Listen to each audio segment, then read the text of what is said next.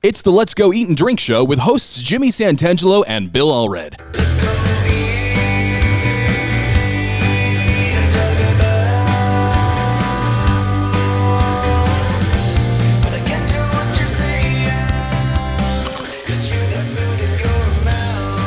I'm your announcer, Zach Caton, and we're coming to you live on tape from Casot in the heart of 15th and 15th. Casot, a wine and craft cocktail bar at 1508 South, 1500 East in the Great Salt Lake City. Our Let's Go Eat guest today is the founder of Pago Restaurant Group, Scott Evans. Something new on the horizon? Yes, what are you planning? This will be the first official words in on air in the media at all. So The Pago Group includes Pago on 9th, Finca, Pago on Main, Emigration Cafe, and of course, Casot. And now here's your hosts, Jimmy and Bill. Thank you very much, Zach. Zach Caton, or is it Catton? Our announcer. Is it Kitten? I don't know. I heard him say his name in the intro, and I thought, I think I've been saying it wrong. But we're here on the Let's Go Eat show, Bill Allred and Jimmy Santangelo, with our special guest, as Zach mentioned, Scott Evans, who is the founder, the proprietor of the Pago Restaurant Group. that's it. And Scott we're graciously being hosted here at Casot, which is not your latest project, or is it the most recent? It is the pretty close timing. I think this is actually the latest project. Yeah, right now. this is kind of. Yeah. But there's one in that we'll talk about in a minute. One in the hopper. One in the hopper. Scott Evans started with Pago. Yep, at the 9th location. One of the first farm-to-table restaurants in the city. When was that? 2009. I'm going to ask you this right now. Why did you do that? I ask everybody or anybody who's in the restaurant business. You got to ask them. He's why. going to need a glass of wine to answer this, so we're going to pour. We're going to pour. All right, I'll have a glass as well. But why? Why does anybody want to get into this business? Yeah, I mean, there was that point where, and I guess you can do the math and figure out how old I am now, but I was at the age where I had kind of career was going pretty well at a young age, and I was starting to manage some good restaurants and had some good experience behind me. Mm-hmm. And I was on the cusp of I always knew I wanted to open a business. Became a restaurant 10 years in my mind before I opened one. But then I got to the point where I was making decent money managing. I was like, I either need to move out of state and work in a big market. I was considering New York City and try to apprentice, learn from the best, or do I stay in Salt Lake and get a business degree and learn how to write a request for money? Yeah. So I ended up. I knew how to run the business. How to get a loan? How do you get the bread? How do I raise money? So in the end, it's a long process, but it took 2 or 3 years to get the MBA, get the business degree, learned how to got a little bit better at running businesses on the financial side. And it was all passion and psychosis at the same time. But at that point, I felt there's lots of things that Salt Lake needed from my perspective. I had family in New York and D.C. My dad lived in L.A. my whole life. I've just traveled all over the world, backpacking, skateboarding, hitchhiking, snowboarding. And I was doing that while I was working in restaurants, raising a bunch of money, traveling, coming back, working in restaurants. So after 15 plus years of doing most every job, I've never been a chef, but I've prepped some vegetables and you know how to uncork a bottle of wine. Yeah, no, all front of the house is most of my experience, but that was kind of that time, and the time for that particular concept. It was when people didn't know what the word farm to table meant. Was this 1990? You say? No, 2009. 2009. Yeah. Yep, 2009, and the farmers market was blowing up. And so it gave me hope that my concept worked, and it was really just things that I loved from my travels of Europe. It's just food that was featured peak season. You make everything in house. It's homemade, simple food, and a really good wine program, because that was where I started hanging my hat pretty early in my career. That's what I wanted to be good at and learn and study. And I inherited the wine program at the Grand America in 2004, right after the Olympics, and it was a pretty amazing list because it was post-Olympics, and we had no idea what we were doing with it. So we were like, we need to study and figure out what's on here, because all these consultants built this amazing list, and now we have to sell it. and no one was there. Now, was it just a list, or was there actual? There was product as well. Huge inventory. Yeah, huge inventory. And And big wine program. So just had to manage it and make the update the wine list and educate staff, but educate yourself. Yeah. And like, what the heck do we have here? How did you after the Olympics? How did you find somebody to be a chef that you say I want to do farm to table? How did you find the person to do that?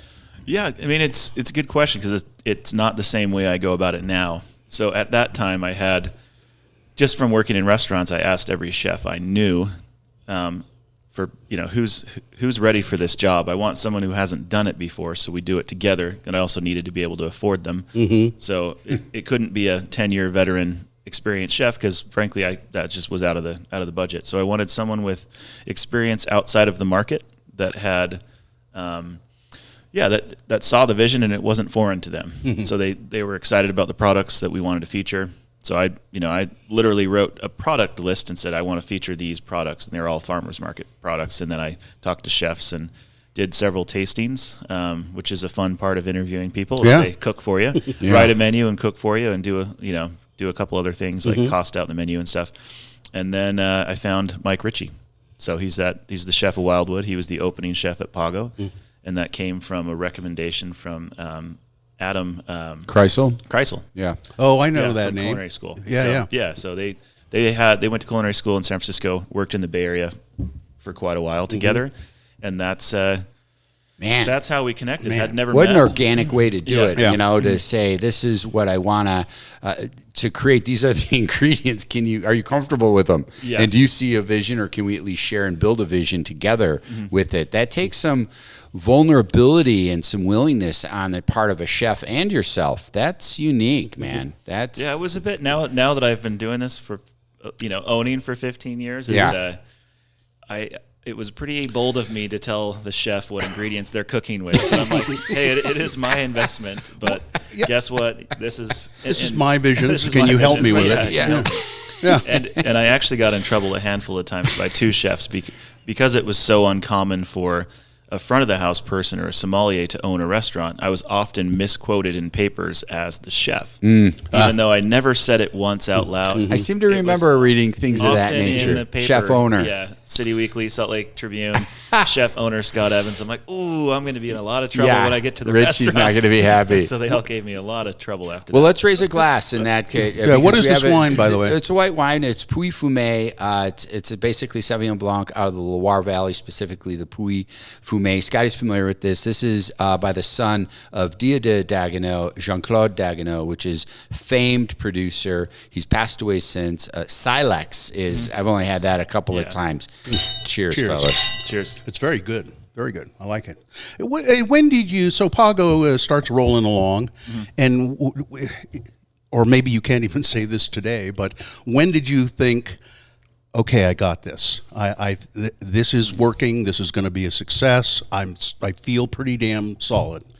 I guess it would be restaurants never really give you that feeling for very long. That's what I was thinking. They remind you of, You have moments where you're like, this is amazing, people are coming. And I remember the first time that actually I probably felt that is when I was able not to be there on one of the services. When you don't have to close. So I it was something that I still do to this day, but I don't have the same feelings. But we would, every time I'd leave at like 8 or 9, or I took a day off, and I would drive by the restaurant 100 times. Yeah. Are people in there? Do they look happy? Yeah. And every time I'd drive by and I'd see run a people product in there, mix mid-shift. Let me see where we're at. That literally was very satisfying, knowing that something that I had created with others, of course, but something that was an idea of mine became a reality, and people came and they spent money, and they believed in. It's kind of in service in general. There's a point where you kind of have to act a little bit. Mm-hmm. You act like you know everything about the menu, and you're so comfortable, and there you. I do that with radio. Yeah, you end up believing. You'll get there one day, kid. Yeah, you end up believing yourself eventually, and that's kind of. There are some inspirations about service and hospitality. Do you have any that I know you just peeked at the book. I already know. Yes.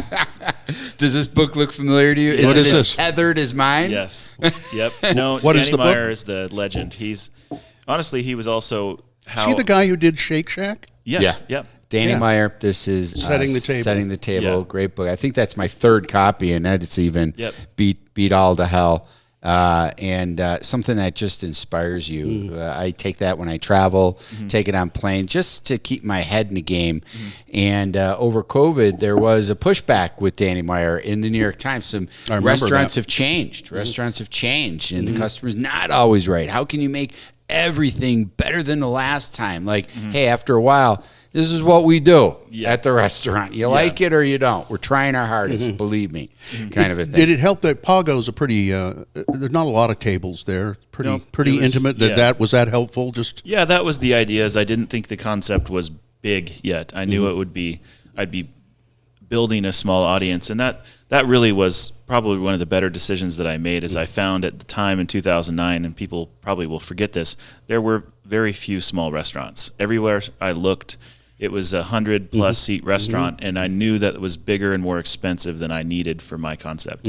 So I think that helped a lot of the smaller fine dining places or elevated food places see that you could do that, and it reduces your costs, reduces your labor, and it makes it a little bit better vibe for the guest. And I've kind of been a small restaurant guy in general. There's only a few examples of my larger spaces, but I think in fine dining style food, a little more elevated, more expensive price per plate. It helps in this market, which is still it's a growing market. We're not there yet, 100%, but especially on the higher end, I needed that size. I needed 50 seats or under was the math I was looking and for. it feels busy. It'll always feel busy. I remember the And first time everyone's I went working. in there, and I was just thrilled. It was just, it was. I like it because it's not noisy. Yeah. It's you can have a conversation with your dining partners, and I really like that. So, and where does the name come from, Pago? So Pago is one of my dorky Spanish wine words. So when I was studying for one of my first certifications before I opened Pago, there was a new Spanish wine term, and I love Spain. That's why Finca exists. I spend a lot of time there and travel there about at least once a year. Sometimes it happens to be every other year, but they had in that time period when I was opening, they had a new wine designation term. They called it DO, and it was called DO Pago, and DO Pago was translated into outstanding wines grown outside of an established wine growing region. And for me, I related that directly to what I was trying to do with restaurants. I wanted to have an outstanding restaurant that would be outstanding anywhere in the country, but happens to be in a smaller market. And the other, subtle words of it, Pago also means farm in Castilian. So it means small farm, small plot. You're seeing it a little bit more on wine labels now. Same with Finca, just to tie that in. Finca is the same thing. The meaning's the same. Oh, okay. Not the DO part, but the farm component. Farm part, It means small personal plots. So you'll see it on small boutique wine projects from Spain. You'll see Finca and Pago on there because it's term of endearment for their And parcel. even Casot. Casot has meaning behind it. So Finca was the next. Finca was the next, 2012. Next project, and then where did we go? And tell people where Finca is located. Finca has a new lovely home. Forget about the last two before this one. This is where it should always have been, but it's on. People remember Fresco because it was a great restaurant. I ate there many times. It was really good. Yeah, it's a 30-year home of Fresco. We had Trestle Tavern in there, but during the pandemic, that was one of the shuffles of many things for myself and for my group, and I missed Finca, and I thought that location and the atmosphere was perfect. So I did another insane thing and opened a restaurant for the third time in a third location. That is kind of odd, isn't it? Your menu board in the front, and I put that up. That was me when I was GM of Fresco with Billy Sotelo leading behind the grill. Yeah, Nice. And there's a Pago on Main Street. It's about 2 years old now. And then we're sitting here at Casot. Casot. Now, it's an interesting concept, I think. Maybe we should just touch on the Immigration Cafe just quickly before we get to Casot.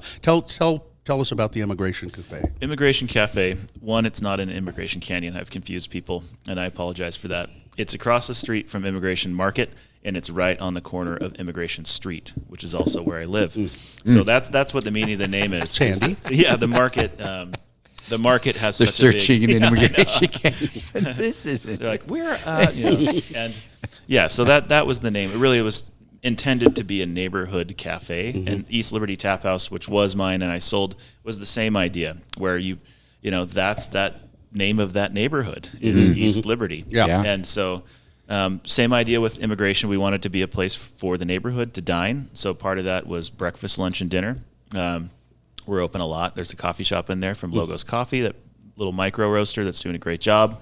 So it was really just to be the catch-all, delicious, fresh food. It's our most casual concept, but we still have, fine dining quality made from scratch, farm to table, everything still. But it's just a broader menu. So, the other restaurants, you won't have a sandwich or a salad for an entree. You could do that at Immigration. And so you could have a choice from like a $12 to a $30 entree for dinner. Most lunches are around like $15. So let's go. Okay, now let's come to Casot, where we're sitting right now, 15th and 15th. It's a wine bar and craft cocktails as well. Yep. And just talk a little bit about the name and the concept and. Yeah. So we officially said wine work. My partner James, he wanted another shift of everyone else. Everyone was downsizing for the office. So the daytime it's an office space, which kind of is unrelated to the evening enterprises here, but it's worth mentioning. And that's why we get to hang out here today, because we're not open as a bar yet. But essentially, what I've always wanted and what I loved about everywhere I've been outside of Utah is neighborhood everything's, including bars. And the laws in Utah have, slowly but occasionally changing. And this zoning, it's all based on the community council and zoning laws, allowing you to open in certain neighborhoods. Prior to East Liberty Tap House, neighborhoods were not zoned for bars. So we were the first neighborhood bar when we opened that. And then they added 15th and 15th as part of that zoning plan. But the challenges to open a bar, the way it works with the DABS, and you're required to have a lease, and the waiting list has always been about 9 months to a year. So it's kind of prohibitive for people to find a space, pay for it for a year before you might be able to open as a bar. Ridiculous, isn't it? And there's also community council. You have to do public hearings. It's just, there's a lot of roadblocks. So I think that'll change. That'll change sometime in the near future, I think. I hope so. Yeah. But knowing the process once through the tap house and having the situation where that we just timed the space right, where the building wasn't going to be done in 9 months. So we got on the list. That's part of why I had the office in the day, is like, well, if we don't ever get a bar license, we can at least be an office and my partner can work out of here. Yeah. But that was the logistics side and why there's not more neighborhood bars. But for me, I wanted to do a neighborhood bar that represented this neighborhood, 15th and 15th, that was a bit more casual. It feels like an old world tavern. I don't really care for super polished, fancy, chrome modern, and cold, sleek. Yeah, cold wine bars, because I think wine's like potentially stuffy enough. I like to make it more fun. So I want to serve really fancy wines in a very casual, comfortable setting, and that was the idea. And then I scored this beautiful bar. Yeah, talk about this. This is great. just a beautiful thing. Where did this bar come from? So this bar came out of a restaurant that Mark Eaton and Larry H. Miller had in Sandy. And it was called Cantina, but there was another Italian name before. But Mark Eaton fell in love with this bar, and his wife came in and vouched for most of the story, because everything's like lore. I'm telling a story. There's no written history of this, but so she vouched for some of it when the Tribune mentioned it. But essentially, it's a 100-year-old bar that he had shipped from Italy, I believe from Milan, and put into that. It's a strip mall. It was a strip mall restaurant. So Mark Eaton saw this bar in Milan, and somehow it came up for sale. Yeah, and he paid to get it shipped here to Utah. It was sitting in this restaurant. It had been closed for 6 years, and I get people that just ask me if I want to buy anything from restaurants when they close. So I randomly will walk through. I saw this bar, said I want it. Don't sell it to anyone else, and then I'll pay a deposit when they need me to, but I don't have a place for it. So for 2 years. I just sat on this bar. I had no home for it. I just fell in love with it. I was like, this is hard hard to match the feel. And just thinking of how many hundreds of years of elbows sitting on this countertop, and Right. you know, Yeah. that's pretty cool. Yeah. We do wipe it, so it's still clean, but 100-year-old elbow germs, elbow frosted grime beer on mugs. Yeah. it. Looks No, great. Is this all? What is that? That material on the front kick panel there? Is it metal? It's metal. I'm trying to remember what type of metal, but it's like tin or it's something. like some sort. It's actually relatively thin, but it's a sheet steel kind of copper. It's been etched and Yeah, somehow. yeah. It's Yeah. really nice. Has Yeah. a beautiful, almost a patina like kind of Yeah. quality to it. for sure. Gorgeous. But yeah, that's where the bar came from. Found the bar, and then everything else. And was then what vines. about these? There are these big hunks of tree, of earth on the wall? yeah, hanging on the wall. Yeah. I thought maybe when I first saw it was, are we supposed to put hats on that? Or? You could. You could. But So those actually sat in my backyard for probably 4 or 5 years, but they were, and I tried to convince my wife before we opened Casot to do the same thing on my walls, but she just wasn't convinced yet. And now she sees it in the restaurant. She's like, "Oh man, I should have put that in her house." Well, you had years your and years chance. to do it. But they basically they're old vines. They're 100. They're also 100-plus-year-old vines. They're Grenache Gris vines from good friend and former sommelier at Pago, Evan Lewandowski. So he makes Ruth Lewandowski wines. They just have a little bit left in the state from this current spring order.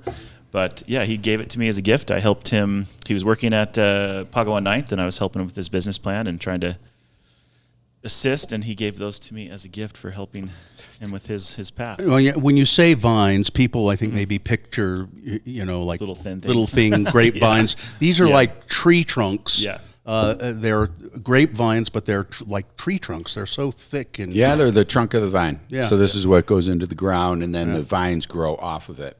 Then the older they get, the stalks are generally start getting more robust. And so now they're probably like 16-inch width, on the bottom, and then just really gnarly finger-looking protruding things coming off the top. And Do you have to treat them in any way, or just? I power washed them.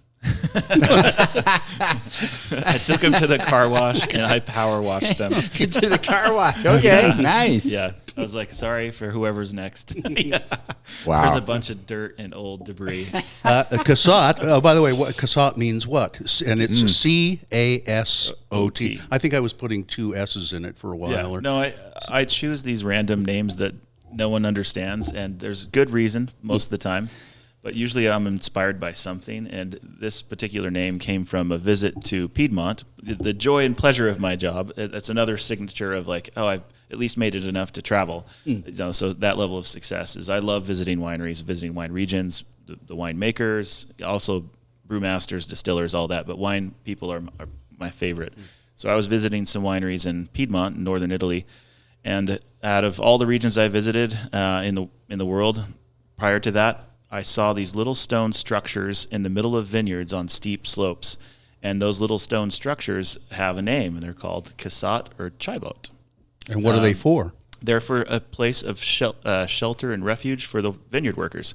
Because it's such extreme area, like climate. They'd go in there, eat their lunch, drink some wine, break the bread. And all over these steep terraced vineyards in the middle of nowhere, there'd be these little stone buildings. And I loved it. So I wrote it down in my notebook. I'm going to name a restaurant or a bar this at some point. But they have so it's an interesting dialect. It's a Piedmontese dialect. So it's not even really an Italian word. So looking it up is very difficult. Yeah, And it doesn't translate. It doesn't come up. But the UNESCO ended up giving these little structures a World Heritage Site. Quality. Yeah. So pretty cool. It's exciting too. It's great because this place you can come in. It opens what time? 5 o'clock. 5 o'clock in the afternoon. You can come in after work and shelter from the storm. Yep. You can shelter from the Got a storms little, of the day. Got the brick shelter here, and it's it's. I I didn't notice when I was here before. That's a garage door open. It is, yes. Yeah. Do you open it? We do. Not right now because it's really hot. Yeah, but like on a cool general. evening or something, Yeah, you'll exactly. people sit outside and Yep. yeah, it's beautiful in here. It's really great, and it's a wine bar specifically, but there are craft cocktails as well. Yeah.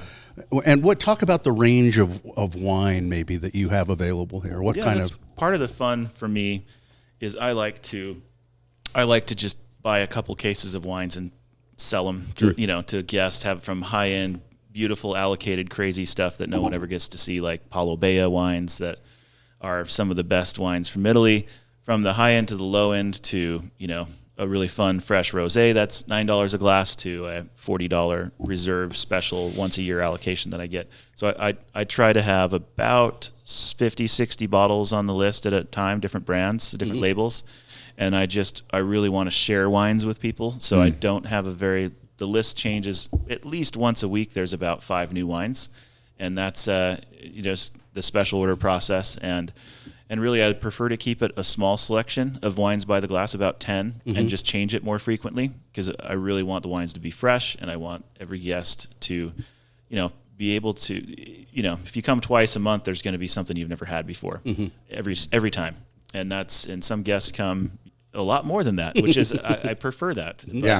But no, that's the idea. Is this is their neighborhood list. Bar. Yeah, and I consider it a natural wine bar, and that term means a lot of different things to different people. My version of what I value in natural wine is a little bit different than some people, but the general term of that is it's organic, biodynamic farming, low to zero additions into the wine, which is also low sulfur, which is the part where my threshold's a little higher than some hardcore purists that say 0.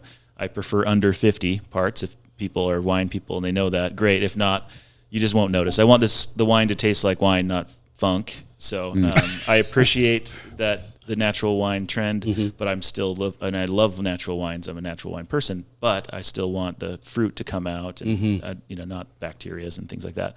So I'm a little bit more of a sidebar natural wine dude, and I like classic producers, classic regions, as well as the fun, funky stuff. So as long as it still tastes like delicious, fresh wine, exciting.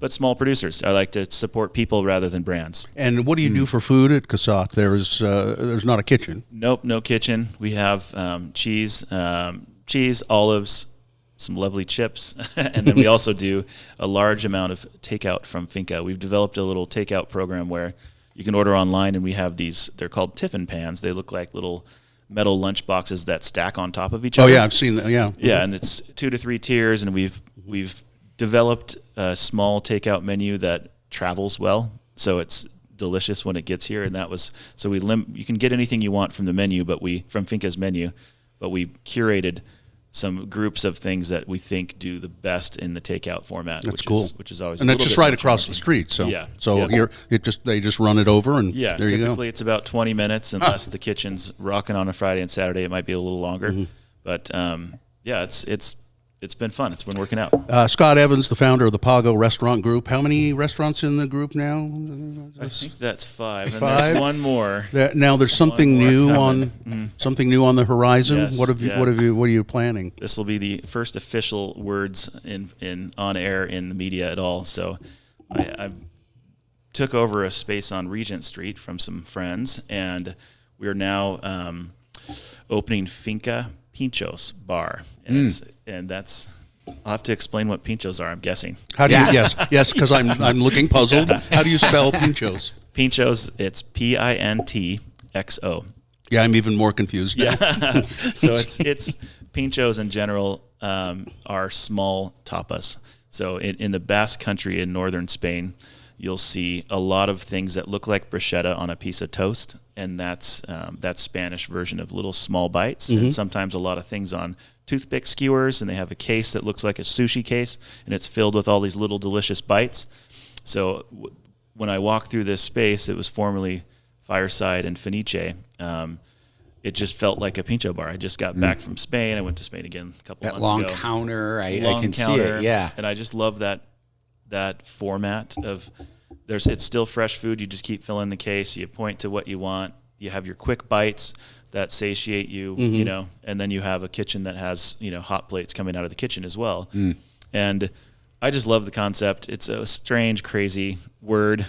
and there's nothing really like that in town, is there? Nothing like that in town. And I can't tell you, there might be 1 or 2 in the country to my knowledge. There's one that was in Barcelona that opened up in New York. I don't know if they're still open, but it's very rare, to see it in the U.S. And it's also, it's all about, to me, it's just the curation. We have to do a great job of curating the right dishes because there's some pretty obscure, fun stuff from the Basque country with, baby eels and things like that we'll have to use sparingly because our audience won't quite it's know. It's hard to get baby eel, isn't it? Yeah, it is. But they have just, delicious things with like cheese, little sausages on a skewer. They have boquerones, all this. When will Finca Pincho Bar open? It's scheduled to. It's with the blessing of the DABS and my health department. We're waiting for the health department to come back in this week and get our business license so we can be on the agenda for the 21st DABS meeting of July. And if we get that, we'll be open the following week. A couple of big general questions, and then we'll move on to, I think Jimmy wants to give us some news, and we have a drinking game to play as well. But just a couple of quick general questions for Scott Evans. First of all, you are very well spoken. I mean, you tell a story well. Often too long, according to my wife. Your wife and my wife should get together. No, or she'll say to me, "Oh, you're telling this one again, huh?" Yeah. I just got started. It's going to be different. It's going to be different. Come on. And you know a lot about wine, and you've traveled a lot, and you've had quite an experience opening a restaurant group. Mm-hmm. How about a book? No, I'd like to. That would also be a good excuse because for me, I can't just not do stuff. I have to keep opening and creating, and I actually have some drafts of things that I think would add. Right now, I'm trying to read. I don't know who recently talked to me about this, but I want to devour everything that exists in my space and read it. You see, I want to add value if I write. So I'm trying to make sure that my stories and lessons are adding to some new perspective of food and beverage. And, yes, my story will be woven into it, but that's really what I'm focusing on now is like, can I add value to the restaurant space? It's exactly what I'm talking about. You are a thoughtful person. and then finally, just I would, what's your assessment of the restaurant scene in general in the Great Salt Lake City? I think from 2009 and before to now, it's thriving. It's great to see. Lots of room. Lots of gaps, honestly, still. But, I mean, super happy with having at least 15 top restaurants that could be great anywhere and deserve the awards they're getting. Super proud of a lot of our former teammates who've opened their own businesses, and I love seeing that. That's probably one of the joys. Someone asked me recently this week, what are some of the signs of your contentness or success? I'm like, when I have about 5 or 6 close friends who worked with us for years that opened their own businesses, and I love seeing them just crush it. And, Scott Gardner from Water Witch and Nome, Drew from Ochre, Dallas at Facile Taqueria. I mean, it just keeps going. Michael, obviously, Mike Ritchie from. It's just so many people that are doing great things, and I just couldn't be. It's terrific. I mean, that's one thing about the restaurant business that I think is really interesting is that generally there's a lot of camaraderie. There's a lot of your success is my success. Go to it, brother. Go get it. And that didn't exist as much before 2009, to be honest. It's there was a bit more fear of competition, and I experienced it a little bit when I started, but I did my best to try to build some bridges with some people, and then all the people that had the groups before me, like Michael Trapp and Joel LaSalle and those guys. And I appreciate the foundation that they laid, and I think that's what people are doing. The younger guys and gals, beyond that are younger than me, are doing the same thing now. Jamil Gaskin used to work for me, has a couple great restaurants, and he's growing his group and doing a great job. Like people are I think that just keeps happening, and we're creating more opportunities. There's gaps that I wish we had, and I think Nome fills one of those. I feel like some of the biggest gaps are the ethnic food. Different, strategic, more. I love Takashi, one of my favorite restaurants. I wish there were like 6 of them, or at least 6 places that served good, that quality. That's an opportunity I want someone to do. Can you get us an Indonesian, Indonesian restaurant somewhere? I'd love to have rice stoffel again. Yeah, and there's a lot of that where I think we have great ethnic food options, but they're more in the casual side. What I think is the next opportunity is just improving the ingredients a little bit, sourcing more, a little bit better quality ingredients. Yeah, the price will go up a little bit, but we have great Mexican food. But I'd love that we're like bridging the gap, and that's getting full. Yeah, fine dining Indonesia. Mexican is And not necessarily fine dining, but just a little bit more intention. Stepped up, yeah. Yeah, just great ingredients, and then a little bit more. A lot of around the country, you'll see people coming back to whatever their heritage was. If they're from Vietnam, they're doing Vietnamese food, but they're using their culinary training from all the great restaurants they worked at. And I look forward to more of that, and what Romina's doing with the buns, that type of stuff, where you have single ingredient, delicious, simple food is. I want more of that. Yeah. Scott Evans, you see, he's got to write a book. He's thoughtful That'd be a good about all one. of this. Yeah. I'd read it. Now, Jimmy, you have Twice. Jimmy Santangelo. I'm Bill Allred. Do you have any news for us? A On little this? splash of news. Yeah, I thought it would be fun to lean into some wine news here with our guest.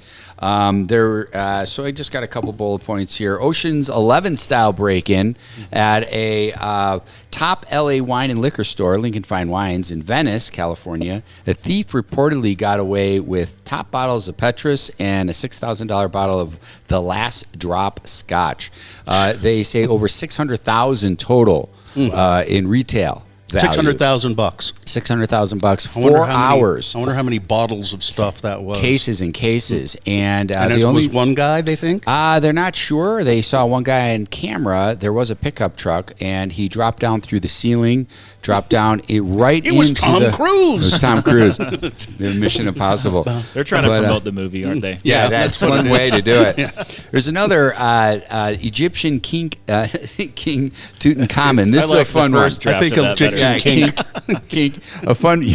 A fun week has also learned that Egyptian King Tutankhamun may have died in a driving crash with excessive white wine consumption combined with an ill-advised spin in the royal chariot, given as a major theory behind the famous monarch's demise. This is winebusiness.com, people. Check it. There's also a top sommelier jailed on selling wine. Our friend Guillermo Cruz, named best sommelier in Spain in 2014 and former sommelier at top 2 Michelin-starred Mugares Hotel just outside of San Sebastian, has been found guilty of theft and illegally selling wines for the restaurant in which he worked. So he was ordering the restaurants for the restaurant, didn't have to pay for it, sold them on his own, I and see. then pocketed the change. That's 2 pretty years. slick. I hope none of Scott's employees are hearing this. Yeah, No, 2 years no, prison no. sentence and $24,000 to pay back.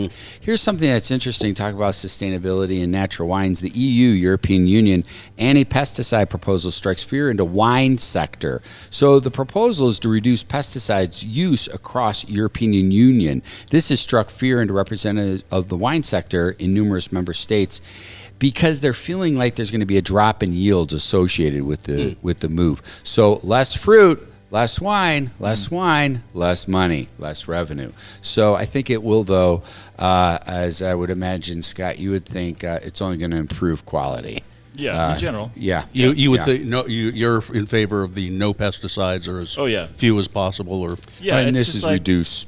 I think it's one of the biggest things I found fascinating is most of our guests are very aware of pesticides in food, but they don't think about it in beverages. And wine is a crop; it's a grape. So if you have an apple and put pesticides on it, and you wouldn't buy that, you go to a store get organic apples.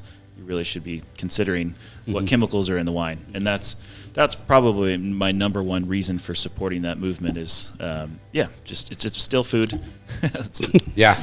are we going to do this now, Jimmy? And one last one. Okay. I just got to read this. World's smallest wine glass made in Sweden. A Swedish company has managed to make a wine glass via a special 3D printing technique.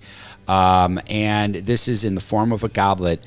It is, let's see here, the glass can only be seen through an electron microscope, and it's narrower than a human hair. So putting new meaning into just one.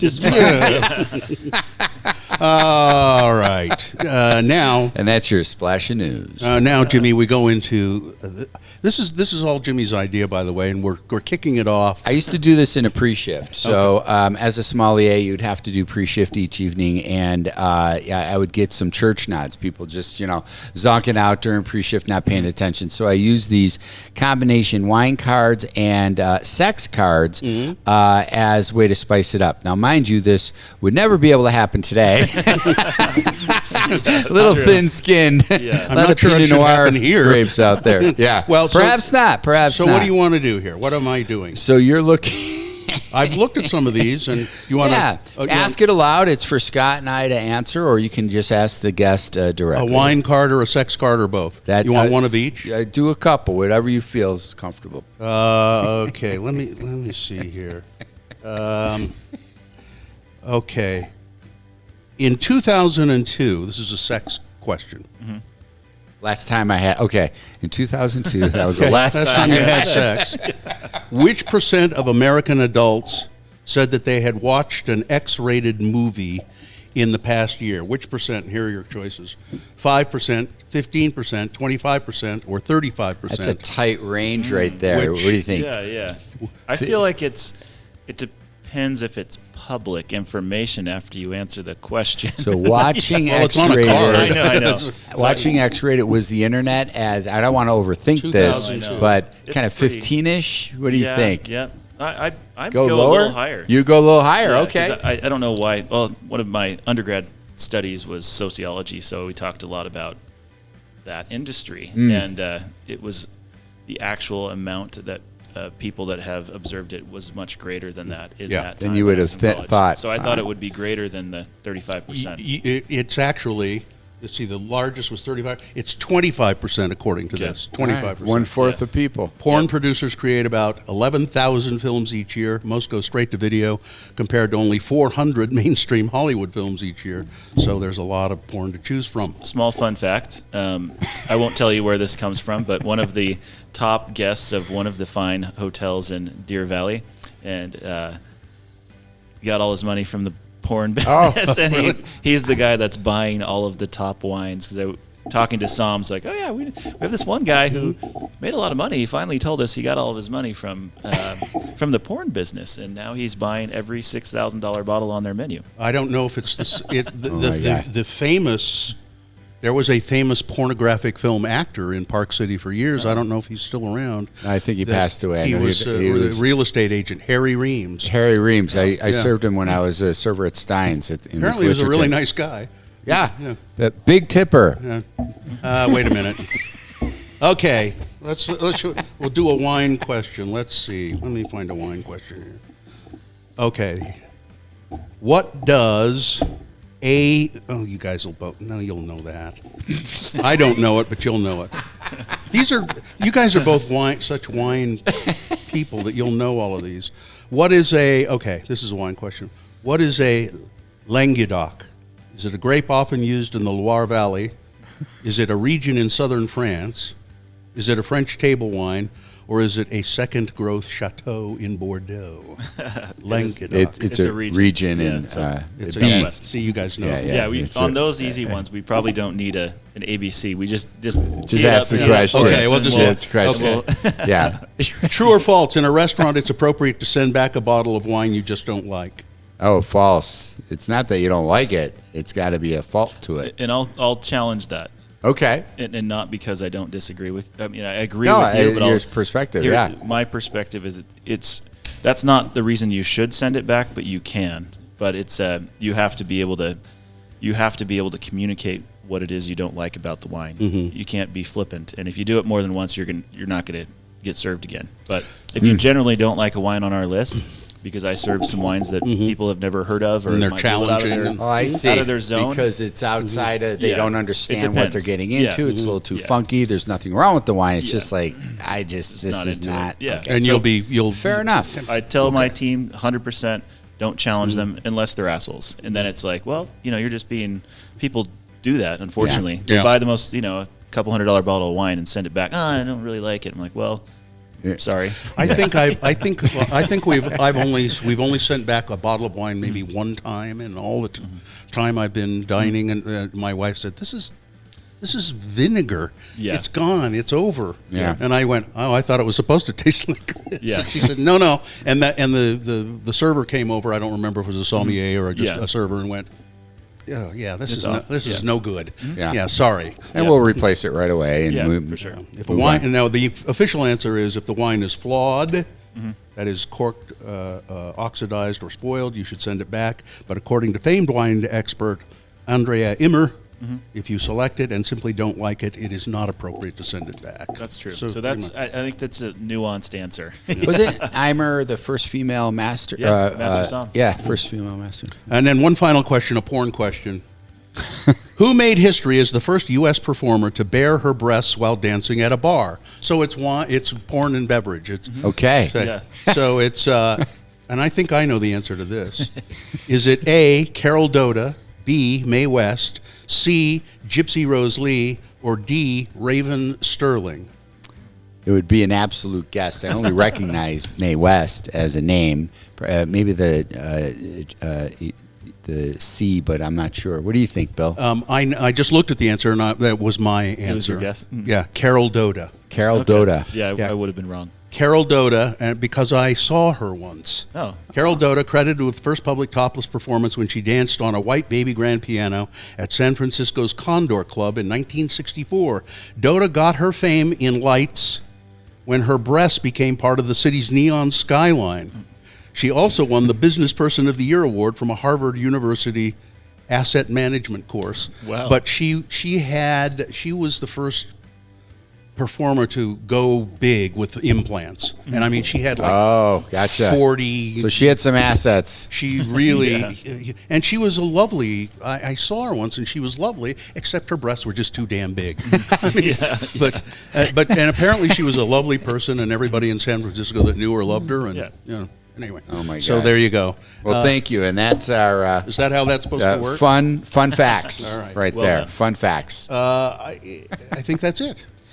I think so.